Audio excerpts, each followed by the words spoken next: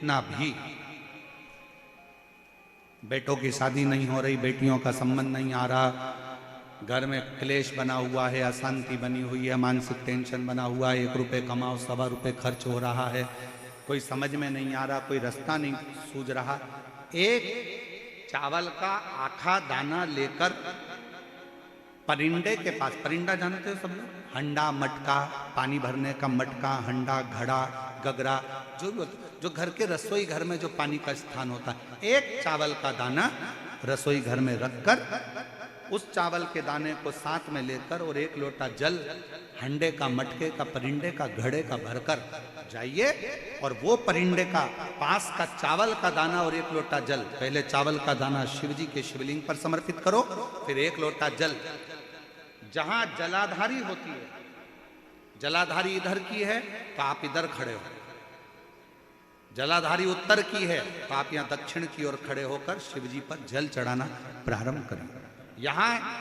जल बह रहा है शिवलिंग का तो आप इधर खड़े होकर जब जल चढ़ाओगे, चावल का दाना रखकर, कैसा भी पितृदोष हो वो सारा पितृदोष समाप्त होता ही है और घर में शुभ कार्य होता है। पितरों की शांति का मूल क्रम है शंकर की स्तुति। कोई ने कह दिया वास्तु के हिसाब से तुम्हारी बाथरूम गलत बनी है, तुम्हारा दरवाजा बना है गलत, तुम्हारा रसोई घर गलत बना हुआ है, सीढ़ियां गलत बनी है, ये गलत बना है, वो गलत बना है, सारा तोड़ तोड़ा के तुमने बार बार बनाया, सीढ़ी इधर लगा दी उसके कहने पर, तुमने बाथरूम उधर बना ली उसके कहने पर, उसके बाद भी घर में शांति नहीं है, पूरा वास्तु के हिसाब से मकान बनाया, पूरे वास्तु के हिसाब से घर बनाया, उसके बाद भी अगर शांति नहीं है तो कुछ मत करो, 1 लोटा जल शिव जी को चढ़ाओ और शंकर जी को 1 लोटा जल चढ़ाकर वही जल अशोक सुंदरी पे चढ़ाओ, गणेश कार्तिकेय पर चढ़ाओ और वही जल उठाकर थोड़ा सा लेकर आओ, घर के 4 कोने में उस जल को छींटना प्रारंभ करो, वास्तु दोष अपने आप समाप्त हो जाएगा। आपको बाथरूम बदलने की जरूरत नहीं, घर बदलने की जरूरत नहीं, व्यापार बदलने की जरूरत नहीं, अपने आप धीरे धीरे धीरे धीरे बदलता चलता। पर विश्वास, मानो तो गंगा मां और ना मानो तो बहता पानी। आप मानोगे तो गंगा जी है, ना मानो तो बहता पानी, आपके ऊपर निर्भर करता।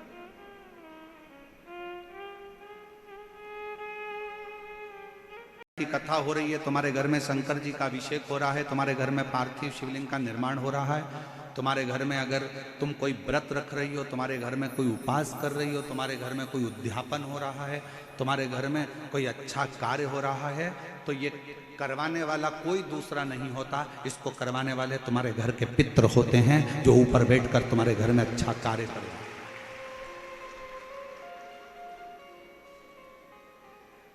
पार्वती जी को अगर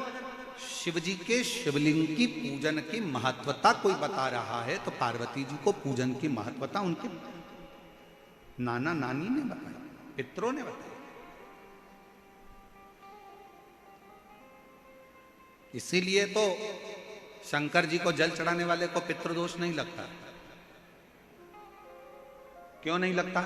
क्योंकि शिव जी पर आप जल चढ़ाते हो ना, तो शंकर भगवान का चढ़ा हुआ जल हस्त कमल की ओर जाता है पार्वती जी के, और पार्वती जी के हस्त कमल पर जैसी जल जाता है तो नाना नानी बड़े प्रसन्न हो जाते हैं अपनी नातिन को देखकर कि मेरी नातिन पर लोग पूजन कर रहे हैं, जल चढ़ा रहे हैं, तो पितृ आशीर्वाद देते हैं। शंकर पर जल चढ़ाने पर 3 दोष समाप्त हो जाते हैं। पहले नंबर का वास्तु दोष, दूसरे नंबर का पितृ दोष और तीसरे नंबर का काल सर्प दोष। ये 3 दोष शिव पर जल चढ़ाने से समाप्त हो गए। पितृ